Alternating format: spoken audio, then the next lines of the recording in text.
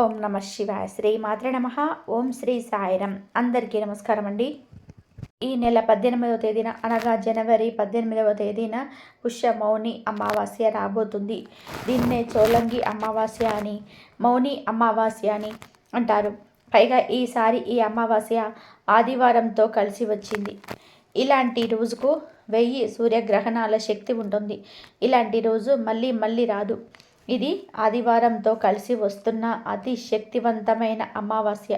చాలా పవర్ఫుల్, చాలా శక్తివంతమైనది గనక ఈ అమావాస్య రోజున ఎవరైతే గుర్తుపెట్టుకొని చక్కగా వేప చెట్టు దగ్గర ఇది పడేస్తారో వారి దరిద్రం అంతా కూడా 2 నిమిషాల్లో కూడా పోతుంది. కష్టాలు కన్నీళ్లు పోతాయి. వాళ్ళ సుడి తిరిగిపోతుంది. వారికి అద్భుతమైన ఫలితాలు వస్తాయి అని పండితులు చెప్తున్నారు. ఈ శక్తివంతమైన అమావాస్య రోజున మీరు వేప చెట్టు దగ్గర ఇది పడేయడం వల్ల జన్మల దరిద్రం అనేది తొలగిపోతుంది. గుర్తుపెట్టుకోండి, సాయంత్రం పూట ఈ పరిహారం చేయడం వలన అధికంగా ఫలితాలు వస్తాయని మనకు శాస్త్రంలో కూడా చెప్పబడింది. కాబట్టి తప్పకుండా ఈ పరిహారం అనేది పాటించండి. ఇలా పాటించుకున్నట్లయితే చాలా మంచి రిజల్ట్ వస్తుంది. ఈ రోజుల్లో చాలామంది అనేక రకాల దరిద్రాలతో ఇబ్బందులతో పడిపోతున్నారు. మనకు దరిద్రం పట్టింది అని మనం అనుకుంటూ ఉంటాం. కానీ దరిద్రం అనేది చాలా వరకు నెగిటివ్ ఎనర్జీ రూపంలోనే మన దగ్గరికి వస్తుంది. అలాంటి వాటిలో నుంచి మనం బయటపడడానికి, అలాంటి చెడును మనం తీసేసుకోవడానికి ఈ పరిహారం చాలా చక్కగా అద్భుతంగా ఉపయోగపడుతుంది. కాబట్టి మీరు మర్చిపోకుండా ఈ అమావాస్య రోజు వేప చెట్టు దగ్గర ఇది పడేయండి. అలా పడేసిన 2 నిమిషాల్లో మీరు అద్భుతాలను చూడగలుగుతారు. మీ దరిద్రాలను మీరు పోగొట్టుకోగలుగుతారు. మీ దరిద్రం నుంచి మీరు బయటపడగలుగుతారు.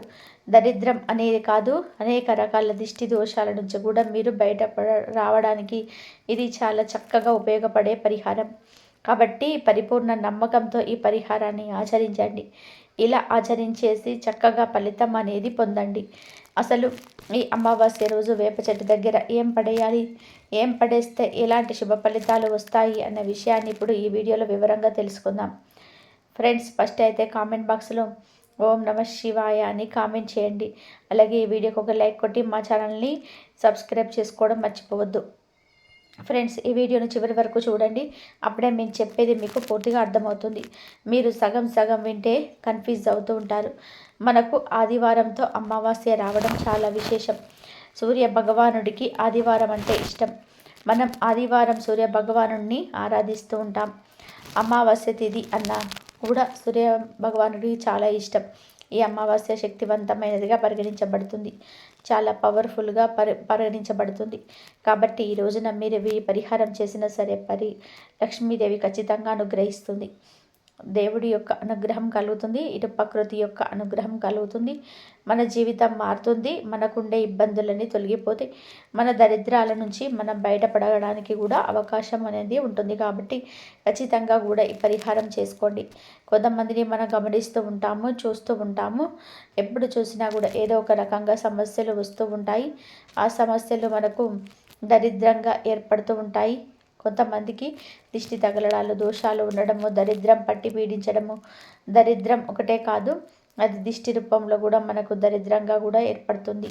ఆ దిష్టి మనకు కంటిన్యూగా పెరిగి పెరిగి మనకు అదే దరిద్రంగా చెప్తూనే ఇక మన దగ్గరే ఉండిపోతుంది. ఇలా మీపై ఉండే చెడును మీరు తొలగించుకోవడానికి కూడా ఈ పరిహారం అయితే చక్కగా ఉపయోగపడుతుంది. దీనికి మీరు పెద్దగా ఖర్చు పెట్టాల్సిన అవసరం లేదు. చాలా చిన్న పరిహారం. ఒక కొబ్బరికాయను తీసుకోండి. ఒక కొబ్బరికాయ అయితే సరిపోతుంది. ఇప్పుడు దరిద్రంతో మీరు బాధపడుతున్నారు. ఈ దరిద్రం ఇంకా ఎన్నాళ్ళు, ఈ దరిద్రం ఇంకా పోతా, ఈ దరిద్రం నుంచి మేము బయటపడమా అనుకునేవారు, దరిద్రాన్ని పోగొట్టుకోవాలన్నా, దరిద్రం నుంచి బయటపడాలన్నా, కష్టాల నుంచి కన్నీళ్ళ నుంచి బయటపడాలన్నా సరే ఈ పరిహారం బాగా పనిచేస్తుంది. కాబట్టి మీరు ఈ అమావాస్య రోజు చక్కగా గుర్తుపెట్టుకొని సాయంత్రం పూట ఈ పరిహారం చేయండి. ఉదయం పూట చేయకూడదు. ఉదయం పూట చేస్తే ఫలితాలు రావా అంటే రావు. ఎందుకు అంటే కొన్ని పరిహారాలను సాయంత్రం పూట చేయాలని శాస్త్రాల్లో చెప్పబడి ఉంది. అందుకే మన పెద్దవాళ్ళు కొన్ని పరిహారాలను సాయంత్రం పూట చేసుకోవాలని చెప్తూ ఉంటారు. సాయంత్రం చేసే పరిహారాలు తొందరగా మనకు ఫలితం ఇస్తుంది. ఈ పరిహారం మాత్రం ఖచ్చితంగా సాయంత్రం పూటనే మనం చేసుకోవాలి. అలాంటి సమయాలలోనే ఫలితాలు అనేటివి అధికంగా రావడానికి అవకాశం ఉంటుంది. ఏం లేదు, కొబ్బరికాయని తీసుకోండి. ఎప్పుడు మేము దరిద్రాన్ని అనుభవిస్తున్నాము. ఏ పని చేసినా దరిద్రమే ఎదురొస్తుంది. ఏ పట్టుకున్నా కానీ అది దరిద్రంగా మారిపోతుంది. మాకు అంతా చెడే జరుగుతుంది, మంచి మాత్రం జరగటం లేదు. ఎందుకు ఇలా జరుగుతుంది అని మీరు బాధపడుతున్నట్లయితే మీరు ఒక కొబ్బరికాయను తీసుకొని సాయంత్రం 6 దాటిపోయిన తర్వాత మీ ఇష్టాన్ని బట్టి మీరు ఈ సమయం దాటిపోయిన తర్వాత ఎప్పుడైనా సరే చేసుకోవచ్చు. ఇదే సమయాలలో చేయాలని అయితే లేదు, కానీ 6 దాటిపోయిన తర్వాత మాత్రమే చేయాలి. అంటే 6:30కు, 7 గంటలకు, 8 గంటలకి, 9 గంటలకి, ఇలా మీ ఇష్టం. ఏ సమయంలోనైనా సరే ఈ పరిహారం చేసుకోవచ్చు. 6 దాటిన తర్వాత మీరు ఏ సమయంలో చేసుకున్నా కానీ మీ దరిద్రం మొత్తం 2 నిమిషాల నుంచి వెళ్ళిపోతుంది. ముందు కొబ్బరికాయను తీసుకొని చక్కగా ఎక్కడైతే వేప చెట్టు ఉంటుందో అక్కడికి వెళ్ళిపోండి. వేప చెట్టు కూడా ఒక దేవతా వృక్షంగానే పరిగణించబడుతుంది.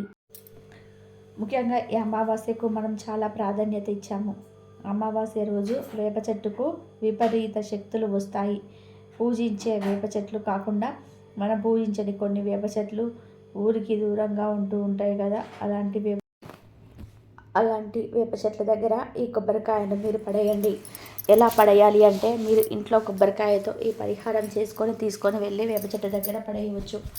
లేదంటే మీరు వేప చెట్టు దగ్గర కొబ్బరికాయతో పరిహారం చేసేసి అక్కడే మీరు పడేయచ్చు. అలా కూడా చేయొచ్చు. మీరు ఎలా చేసినా పర్వాలేదు. కానీ ఈ యొక్క కొబ్బరికాయను మాత్రం వేప చెట్టు దగ్గర పడేసి వెనక్కి తిరిగి చూడకుండా ఇంటికి వచ్చేసి వీలుంటే స్నానం చేయండి. లేని వాళ్ళు కాళ్ళు చేతులు కడిగేసుకోండి.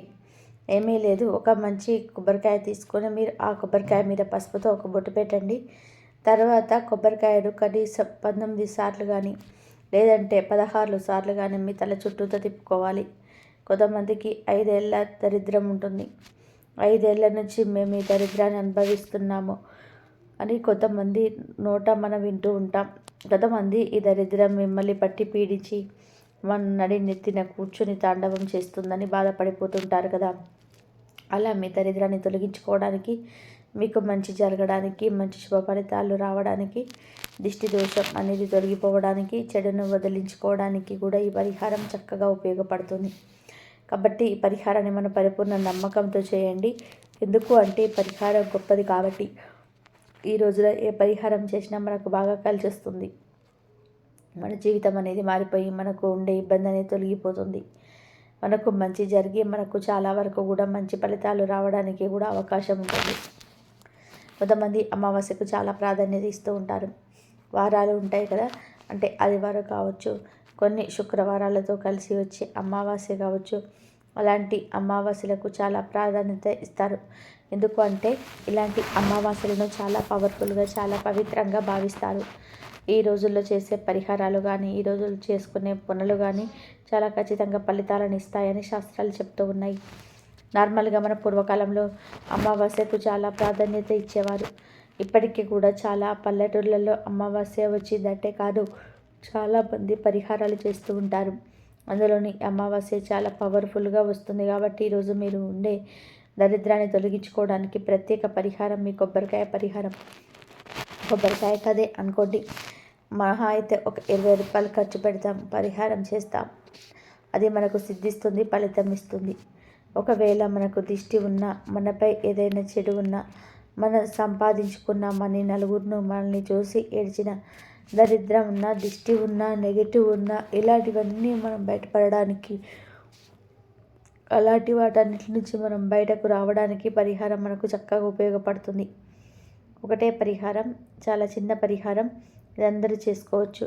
చేసిన తర్వాత 2 నిమిషాల్లో అక్కడ పడేసి మీరు ఇంటికి వచ్చేసి మీరైతే ఎంతో కొంత ఫలితాన్ని అయితే చూడగలుగుతారు. అంత బాగుంటుంది ఈ పరిహారం. తప్పకుండా ఈ పరిహారం ఆచరించండి. గుర్తుపెట్టుకోండి, దగ్గరలో ఉండే వేప చెట్టు దగ్గర చేసుకోకండి. మన ఇంటి నుండి కొంచెం దూరంలో ఉండే వేప చెట్టు దగ్గర కూడా మనం చేసుకోకూడదు. ఎందుకంటే తిరిగి మనకి మళ్ళీ అది కనబడుతుంది కాబట్టి. కనుక కొంచెం దూరంగా వేప చెట్టు ఉంటాయి కదా, అలాంటి వేప చెట్టు దగ్గర చేయండి. కొన్ని గుళ్ళు ఉంటాయి, కొన్ని గుళ్ళల్లో మనం వేప చెట్టుని పూజించుకుంటూ ఉంటాం. అక్కడ వేప చెట్టును దేవతామూర్తిగా మనం భావించుకొని పూజ చేసుకుంటాం కదా, అలాంటి దగ్గర చేయకండి. ఎందుకంటే అక్కడ చేస్తే మనకు మహాపాపం అన్నమాట. పూజించకుండా ఉండే వేప చెట్లు, కొంచెం మన ఇంటికి దూరంగా ఉండే వేప చెట్లు లేదంటే కొంచెం దూరంగా ఉండే వేప చెట్లు ఇలాంటి దగ్గర మీరు కొబ్బరికాయను పడేయండి. అలా కనుక మీరు చేసుకున్నట్లయితే మంచి మంచి ఫలితాలు వస్తాయి. మీరు మీ కళ్ళతో చూస్తారు. ఇది చేసిన తర్వాత మీరే ఆశ్చర్యపోతారు. ఎందుకంటే మనకు తెలుస్తుంది ఎలాంటి రిజల్ట్ వచ్చింది అనేది, మనకు ఎంత బాగుంది అనేది, మనలో ఒక భావన అనేది ఖచ్చితంగా అయితే కలుగుతుంది. కానీ పడేసి వచ్చిన తర్వాత అయితే వీలున్నంత వరకు స్నానం చేయండి. కుదరని పక్షాన కాళ్ళు చేతులు కడిగేసుకోండి. బట్టలను ఖచ్చితంగా మార్చుకోండి. మన ఒంటిపై ఉండే దుస్తులను మనం మార్చుకోవాలి. మన నుంచి పెద్ద భారం అనేది దిగిపోతుంది. కాబట్టి మనకు మంచి జరుగుతుంది. కావున మన శరీరంపై ఉండే చెడును మనం తొలగించుకోగలుగుతాము. కావున ఇలా అయితే మీరు ప్రయత్నం చేయండి. చాలా మంచి రిజల్ట్ వచ్చి మీ జీవితం అనేది మారిపోతుంది. ఈ కొబ్బరికాయ పరిహారం కేవలం దరిద్రాన్ని తీసేస్తుంది అనుకోకండి. మనలో ఉండే చెడు ఏదైనా మన గాలిలాగా సోకుతుంది, ఏదైనా మనకు తాకుతుంది, ఏదైనా గాలి ధూళి సోకుతుంది, అలాంటివన్నీ పరిహారంతో పోతాయి. దేవుడున్నాడు, దయ్యం కూడా ఉంటుంది, మనలో చెడు అనేది కూడా ఉంటుంది, మనకు నెగిటివ్ అనేది కూడా ఉంటుంది, అన్నీ ఉంటాయి. కొంతమంది నమ్మరు, కొంతమంది నమ్ముతారు. కాబట్టి మీరు మీకుండే చెడును తొలగించుకోవడానికి, మీలో ఉండే చెడును మీరు పోగొట్టుకోవడానికి ఇలా పరిహారం అయితే చేయండి. ముఖ్యంగా గుర్తుపెట్టుకోండి, దరిద్రం నుంచి మీరు బయటపడగలుగుతారు. దరిద్రం అనే మాట దరిదాపులోకి రాకుండా పారిపోతుంది. అంత బాగా ఉపయోగపడుతుంది. మేము ఇబ్బంది పడిపోతున్నారా కన్నుతోటి చాలా బాధపడిపోతున్నాం, మాకైతే అసలు ఏం చేయాలో కూడా అర్థం కావటం లేదు అనుకుంటుంటారు కదా. అలాంటి వాళ్ళకు కూడా చాలా చక్కగా ఈ పరిహారం అనేది అనుకూలిస్తుంది. కావున ఈ పరిహారాన్ని అయితే మీరు పరిపూర్ణ నమ్మకంతో చేయొచ్చు. మంచి ఫలితాలను అయితే పొందవచ్చు. ఏమీ లేదు, ఒక కొబ్బరికాయ తీసుకొని వేప చెట్టు దగ్గరికి వెళ్ళి ఆ కొబ్బరికాయ మీద పసుపుతో బొట్టు పెట్టి ఆ కొబ్బరికాయను మీ చుట్టూ దిష్టి తీసుకున్నట్టుగా 19 సార్లు కానీ లేదంటే 16 సార్లు కానీ మీ తల చుట్టూ తిప్పుకోవాలి. తర్వాత ఆ కొబ్బరికాయను మీ 2 చేతులతో పట్టుకొని ఈ రోజుతో మా దరిద్రాలన్నీ కూడా పోవాలి, కష్టాలన్నీ కన్నీళ్ళు పోవాలి, బాగా కలిసి రావాలి, చెడంతా పోవాలి అని సంకల్పం చెప్పుకొని ఆ కొబ్బరికాయను వేప చెట్టు మొదట్లో పడేసి వెనక్కి తిరిగి చూడకుండా ఇంటికి వచ్చేయండి. ఇక విషయం ఏంటంటే, ఈ పరిహారాలు చేసేటప్పుడు ఇతరులతో మాట్లాడడం చెప్పుకోవద్దు, పంచుకోకూడదు. మనకు మనమే చేసుకోవాలి, మనకు మనమే ఫలితాలను పొందాలి. గుర్తుపెట్టుకోండి, ఇక్కడ ఒక విషయం, మనమే బాగుపడాలి, మనమే బ్రతకాలని కాదు. కానీ శాస్త్రాలు ఏం చెప్తున్నాయి అంటే, నలుగురికి చెప్పి చేస్తే ఫలితాలు అధికంగా రావు. కాబట్టి మనం చేసి మనకు ఫలితం వచ్చిన తర్వాత కొద్ది రోజులకు వారికి చెప్పవచ్చు, కానీ చెప్పడం జరుగుతుంది. కాబట్టి పరిపూర్ణ నమ్మకంతో చేయండి, శుభ ఫలితాలను పొందండి. మౌని అమావాస్య రోజు స్త్రీలు పురుషులు ఎవరు కూడా కొన్ని పనులు చేయకూడదు అని శాస్త్రాల్లో ఉంది. మౌని అమావాస్య రోజు ఎట్టి పరిస్థితుల్లోనూ కూడా భార్యాభర్తలు శారీరక సంబంధాలు పెట్టుకోకూడదు. ఎందుకు అంటే ఈరోజు ప్రతికూల శక్తులు ఎక్కువగా ఉంటాయి. ఒకవేళ తెలియక ఈరోజు భార్యాభర్తలు కలిస్తే వారికి పుట్టే బిడ్డ శారీరక వైకల్యంతో పుడతాడని పురాణాలు చెబుతున్నాయి. కాబట్టి మౌని అమావాస్య రోజు భార్యాభర్తలు సంగమించకూడదు. మౌని అమావాస్య రోజు ఎవరిపైన కోపం ప్రదర్శించకుండా ఈరోజు ప్రశాంతంగా ఉండాలి, తక్కువ మాట్లాడుకోవాలి, దైవం పైన మనసు లగ్నం చేయాలి. ఈరోజు పొరపాటున అనకూడని మాటలు అంటే మీ జీవితం పైన ఆ మాటల యొక్క ప్రభావం పడుతుంది. కాబట్టి ఈరోజు వీలైనంత వరకు మౌనంగా ఉండండి. మౌని అమావాస్య రోజు మర్రి చెట్టుకు ప్రతికూల శక్తులు వస్తాయి. కాబట్టి ఈరోజు మర్రి చెట్టు దగ్గరకు వెళ్ళకూడదు, పొరపాటున కూడా వాటిని తాకకూడదు. ఈ అమావాస్య రోజు పొరపాటున కూడా సూర్యోదయం తర్వాత నిద్ర లేవకూడదు, అంటే సూర్యోదయ పూర్వమే నిద్ర లేవాలి. ఇలా ఈరోజు చేయకపోతే అది దరిద్రానికి సంకేతము. ఇలా నిద్రలేచి తలస్నానం తప్పకుండా చేయాలి. ఈ అమావాస్య రోజు తలస్నానం చేయకపోతే దరిద్రం. ఇలా తలస్నానం చేసే సమయంలో ఏ షాంపూ ఏమి వాడకుండా కేవలం తల మీద నీటి మాత్రమే పూసుకోవాలి. ఈరోజు షేవింగ్, గడ్డం చేసుకోవడం, గోర్లు కత్తిరించుకోవడం అస్సలు చేయకూడదు. ఇలాంటి పనులు ఎంతో శక్తివంతమైన ఈ అమావాస్య రోజు చేస్తే దరిద్రం చుట్టుకుంటుంది. ఇలాంటి పనుల వల్ల భవిష్యత్తులో ఆర్థిక సమస్యలు ఎదురవుతాయి. పూర్వం అమావాస్య రోజు మధ్యాహ్నం మాత్రమే భోజనం చేసి రాత్రి అల్పాహారం తీసుకునేవారు. ఎందుకంటే అమావాస్య రోజు రాత్రి ఆహారం భుజించటం అనారోగ్యానికి దారితీస్తుంది. ఇక ఈరోజు ముఖ్యంగా ఉదయం 5 నుండి 6 గంటల మధ్యలో, సాయంత్రం 5 గంటల నుండి 6 గంటల మధ్యలో తలకు నూనె పెట్టుకోకూడదు. ఈ అమావాస్య రోజు ఇలా చేస్తే దరిద్రం పడుతుంది. అదేవిధంగా ఈ అమావాస్య రోజు పొరపాటున కూడా మధ్యాహ్నం నిద్రించకూడదు. దరిద్ర దేవతను ఆహ్వానించినట్లు అవుతుంది అని శాస్త్రాలు చెప్తూ ఉన్నాయి. ఈ అమావాస్య రోజు 5 వస్తువులను దానం చేస్తే కోటి జన్మల పుణ్యం వస్తుందని శాస్త్రాలలో ఉంది. ఆ 5 వస్తువుల్లో ఏమిటో తెలుసుకుందాం. మొదటిగా మౌని అమావాస్య నాడు స్నానం చేసి ఆ తర్వాత ధాన్యాన్ని అంటే బియ్యాన్ని బ్రాహ్మణుడికి కానీ లేదా పేదవారికి కానీ దానం చేయాలి. ఇలా చేయటం వలన పూర్వీకులు ఇహలోక యాత్రలో ఆహారాన్ని పొందుతారని, ఆ ఆహారంతో వారు సంతృప్తి చెందుతారని పెద్దలు చెబుతూ ఉన్నారు. ఇక రెండవది ఆవు పాలు. ఈ రోజున ఆవు పాలను ఎవరికైనా పేదవారికి దానం చేస్తే మీ పూర్వీకులు మోక్షాన్ని పొంది సంతృప్తి చెందుతారు. ఆవు పాలను దానం చేయడం ద్వారా దేవతలు పితృదేవతలు కూడా సంతోషిస్తారు. మూడవది ఆవ నూనె. మౌని అమావాస్య రోజున ఆవ నూనెను అవసరమైన వారికి దానం చేయడం వలన పూర్వీకుల ఆశీర్వాదం జీవితంలోనే ఆనందము లభిస్తాయి. ఈ రోజున ఆవ నూనెతో పాటు నువ్వుల నూనె, అన్నము, చామకాయ దానం చేయడం వలన శుభప్రదంగా భావిస్తారు. నాలుగవది దుప్పటి. మౌని అమావాస్య రోజు పేదవారికి దుప్పటి దానం చేయడం ఉత్తమం. జ్యోతిష్య శాస్త్రం ప్రకారం దుప్పటిని దానం చేయడం వలన గ్రహాల ప్రభావం తగ్గుతుంది. పూర్వీకుల మోక్షానికి కూడా సహాయం పడుతుంది. పూర్వీకులు దుప్పట్లను దానం చేయడంతో సంతోషిస్తారు. వారి వారిస్తులు సంతోషంగా ఉండాలని ఆశీర్వదిస్తారు. అలాగే పంచదార. ఈరోజు పేదవారికి పంచదార దానం చేయడం వలన మీ జీవితం మధురంగా మారుతుంది. ఆర్థిక సమస్యలు తీరుతాయి, కష్టాలు పోతాయని పెద్దలు చెప్తూ ఉన్నారు. కనుక మీరు కూడా ఈ 5 వస్తువుల్లో ఏదో ఒకటి దానం చేసి శుభ ఫలితాలను పొందండి. పుష్య అమావాస్యకి మౌని అమావాస్య, జోలంగి అమావాస్య అని పేరు. ఇది చాలా శక్తివంతమైన అమావాస్య. 100 సంవత్సరాలకు వస్తుంది. ఇదే ఈ సంవత్సరంలోని మొట్టమొదటి అమావాస్య. ఈ అమావాస్యతో ఈ పుష్యమాసం పూర్తయిపోతుంది. తర్వాత ఇక మాఘమాసం వస్తుంది. మాఘ స్నానాలు చేయడం మొదలు పెడతారు. ఇది చాలా అద్భుతమైన అమావాస్య. అతీంద్రియ శక్తులు కలిగిన అమావాస్య. అమావాస్య మహాశక్తివంతమైనది కనుక ఈరోజు కాకులను, కుక్కలను, గోవులను పొరపాటున కూడా కొట్టకూడదు, హింసించకూడదు. అలాగే ఈరోజు పాత వస్తువులను ఎవరికైనా కూడా ఇవ్వడం కానీ లేదా బయట పడేయడం కానీ చేయకూడదు. అంటే పాత బట్టలు, పాత చెప్పులు, పగిలిన అద్దాలు, పాత చెక్క వస్తువులు ఇలాంటివేమీ కూడా బయట పడేయకూడదు. అమావాస్య రోజు అలా పడేస్తే లక్ష్మీదేవి ఇంట్లో నిలబడదు. అలాగే ఈ అమావాస్య రోజున స్త్రీలు మంగళసూత్రాలలోని పూసలను పొరపాటున కూడా మార్చకూడదు. ఇంటి ముందు పొరపాటున కూడా ముగ్గు వేయకూడదు. పితృదేవతల శాపం తగులుతుంది. స్త్రీలు ఈ రోజున తల విరబోసుకొని తిరగకూడదు. దుష్ట శక్తుల ప్రభావం పడి లేనిపోని ఇబ్బందులు ఎదుర్కోవాల్సి వస్తుంది. అమావాస్య రోజున లక్ష్మీ కటాక్షం కలగాలని కోరుకునేవారు చక్కగా ఒక చిన్న గాజు గ్లాసులో కొన్ని పాలను పోసి ఆ పాలల్లోని చిటికెడు ధనియాల పొడి, చిటికెడు పసుపు, చిటికెడు నల్ల నువ్వులు కలిపి ఆ పాలను రావి చెట్టు మొదట్లో పోయండి.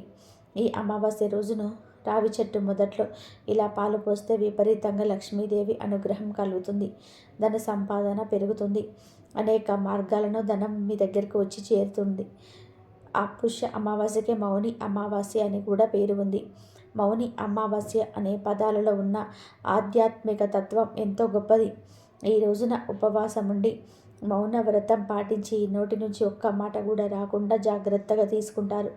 ఈ అమావాస్య రోజున శివుడికి, శనిదేవుడికి పూజలు చేస్తారు. ఈరోజు అన్నదానం, వస్త్రదానం చేయటం వలన గత జన్మలో చేసిన పాపాలు తొలగిపోతాయి. ఈ రోజంతా కూడా మౌన వ్రతం చేస్తే మంచిది. అలా రోజంతా కూడా మౌన వ్రతం చేయలేని వారు మనసులోని కోరికను కాగితం పైన తులసి లేదా పసుపు కొమ్ముతో రాసి అరచేతుల్లో ఉంచి దానినే కళ్ళార్పకుండా చూడాలి. ఇలా ఎంతసేపు చూడగలిగితే అంతవరకు చూసి రెప్పలు వేసే సమయం వచ్చినప్పుడు ప్రకృతి మాత నా ఈ కోరిక తీర్చు అని మనసులోనే కోరుకొని ఆ కాగితం పైన నోటితో ఊది మరవాలి. అనంతరం దానిని పూజా మందిరంలో దేవుడి పటం వెనక ఉంచితే ఆ కోరిక తప్పక నెరవేరుతుందని, అద్భుతం జరుగుతుందని పండితులు చెప్తూ ఉన్నారు. పుష్య మాసంలో వచ్చే బహుళ అమావాస్యను చోలంగి అమావాస్య లేదా మౌని అమావాస్య అంటారు. ఈ అమావాస్యను చాలా శక్తివంతమైన విశేషమైన రోజు. మనకు విష్ణు సహస్రనామాల్లో ఉండే ఒక నామాన్ని నిరూపించడానికి విష్ణుమూర్తి భూమి మీద వైద్య వీర రాఘవ స్వామి అనే రూపంతో అవతరించిన అద్భుతమైన దినం ఇది. ఈ రోజున రోగహరణ శక్తి ఉంది. అయితే ఎవరినైనా సరే దీర్ఘకాల రోగాల నుండి విశేషంగా ఆ రోజు ఆ వీర రాఘవ స్వామిని 3 పనులతో ఆరాధించగలిగితే ఆ రోగాలన్నీ కూడా మాయమైపోతాయి. ఈ అమావాస్యకు అంతటి శక్తి ఉంది. మరి పుష్య అమావాస్యకు ఆచరించవలసిన ఆ 3 పద్ధతులు ఏమిటి అనే విషయాలను తెలుసుకుందాం. మొట్టమొదట ఈరోజు స్వామివారిని ఆరాధించడానికి 3 మార్గాలున్నాయి. అవి చేసే ముందు వైద్య వీర రాఘవ స్వామి వారి ఫోటో తెచ్చుకోవాలి. అలా చేశాక ఇప్పుడు మనం చెప్పుకోబోయే విధానంగా ఆరాధించుకోవాలి. మొట్టమొదట ఒక ప్రత్యేకమైన దీపం వెలిగించుకోవాలి. ఆ దీపం ఎలా వెలిగించుకోవాలి అంటే పంచదారను పొడిలాగా చేసి బియ్యం పిండిలో కలిపి చిటికెడు యాలకుల పొడిని కూడా కలిపి ఈ పిండినంతా కూడా ఒక పళ్ళెంలో వేసి మధ్యలో చిన్న గుంటలాగా చేసి అందులో ఆవు నెయ్యి పోసి ప్రమిదల్లాగా చేసి అప్పుడు దీపం వెలిగించండి. ఆ తర్వాత ఇంట్లో ఎవరికైనా సరే దీర్ఘకాలిక వ్యాధులుంటే వాళ్లకు వెండితో ఒక చిన్న కడియం చేయించండి. అంటే వెండి తీగతో ఒక కడియం చేయించండి. స్వామివారి మీద కూర్చొని సంకల్పం చేసి, స్వామి నీ దయ వలన గనక ఈ వ్యాధి తగ్గి మాకు తిరిగి ఆరోగ్యం బాగుంటే పిర్వల్లూరు వచ్చి మీ దర్శనం చేసుకుంటాం. ఈ వెండి కడియాన్ని అక్కడ ఉండిలో వేస్తాము అని సంకల్పం చేసుకొని అప్పుడు స్వామికి పూజ చేయండి. ఆ మామూలు నిత్య పూజలాగా చేయండి. అలాగే ఆ రోజు చేయాల్సిన 3వ పని ఏమిటి అంటే మీ ఇంటి దగ్గరలో చెరువు ఉంటే చెరువు, లేకపోతే బావి దగ్గర అయినా సరే, లేదా మీ ఇంట్లో చిన్న గిన్నెలో నీళ్లు తీసుకొని ఆ నీళ్ళల్లో ఇంటిల్లిపాది కూడా ఒక చిన్న బెల్లం ముక్క తీసుకొని ఆ నీటిలో గిన్నె చుట్టూ కూడా ప్రదక్షిణ చేసి తిరువల్లూరులో ఉన్న పుష్కరిణికి చేస్తున్నాం అనే భావనతో చేసి ఆ తర్వాత ఇంట్లో వాళ్ళందరూ కూడా బెల్లం ముక్కను గిన్నెలో వేయండి. ఇలా బెల్లం ముక్కల గిన్నెలో వేయండి. ఇలా ఈరోజు వైద్య వీర రాఘవ స్వామిని ఆరాధించాలి. ఆ తర్వాత రోజంతా కూడా అయిపోయాక పూజ అంతా అయిపోయిన తర్వాత ఆ దీపం కొండెక్క ప్రసాదం అంతటిని కూడా అంటే బియ్యం పిండి, పంచదార, యాలకుల పొడితో కూడిన దాన్ని నెయ్యితో చిన్న చిన్న ఉండలుగా చేసి ఇంట్లో అందరు కూడా తినండి. తర్వాత వ్యాధి తగ్గిపోయాక తిరువల్లూరు వెళ్ళి తప్పకుండా ఉండిలో వెండి కడియం వేసి స్వామిని దర్శనం చేసుకోండి. ఈ విధంగా చేసి దీర్ఘకాలిక వ్యాధుల నుండి బాగైన వాళ్ళు లక్షల్లో ఉన్నారు. అంతటి శక్తివంతమైన విష్ణు స్వరూపం ఈ వైద్య వీరవ రాఘవ స్వామి అవతారం. ఈ తిరువల్లూరు చెన్నైకి దగ్గరగా ఒక 40 కిలోమీటర్ల దూరంలో ఉంది. మనకు మొత్తం 108 దివ్య దేశాలు ఉన్నాయి. వాటిల్లో తిరువల్లూరు కూడా ఒక దివ్య దేశం. ఈ క్షేత్రం అమావాస్య రోజు అత్యంత శక్తిని పుంజుకొని ఉంటుంది. ఈరోజు ఇక్కడికి వేల మంది జనాలు వస్తారు. చోలంగి అమావాస్య రోజు ఈ క్షేత్రం పరిపూర్ణమైన శక్తిని పొందుతుంది. అక్కడికి వెళ్ళి దర్శనం చేసుకుంటే ఎలాంటి రోగాలైనా సరే మాయమవుతాయి. ఇక్కడ మృత్పాపనాశిని అనే ఒక పుష్కరిణి ఉంది. ఈ పుష్కరిణిలో ఒక బెల్లం ముక్క వేసి స్వామికి నమస్కారం చేసుకుంటారు. ఈ పుష్కరిణి ఎప్పటి నుంచో కూడా ఉన్న దివ్య పుష్కరిణి. పరమేశ్వరుడు వీరభద్రుని రూపంలో వచ్చిన స్నానం చేసిన అపరూపమైన సరస్సు ఇది. ఆనందం, ఆరోగ్యం, ఆత్మగౌరవం ఇస్తుంది. ఈ వైద్య వీరరాఘవ స్వామి చోలంగి అమావాస్య రోజు అత్యంత శక్తి ఈ ఆలయంలో ఉంటుంది. ఈరోజు మనం చెప్పుకున్న విధానంగా చేస్తే ఎలాంటి వ్యాధులనైనా నయం అయ్యే సకల శుభాలు కలుగుతాయి. ఈ వీడియో కనుక మీకు నచ్చినట్లయితే ప్లీజ్ లైక్ చేయండి, షేర్ చేయండి, సబ్స్క్రైబ్ చేయండి. మరొక మంచి వీడియోతో మళ్ళీ కలుద్దాం. ఇంతవరకు చూసినందుకు ధన్యవాదాలు. ప్లీజ్ లైక్ చేయండి.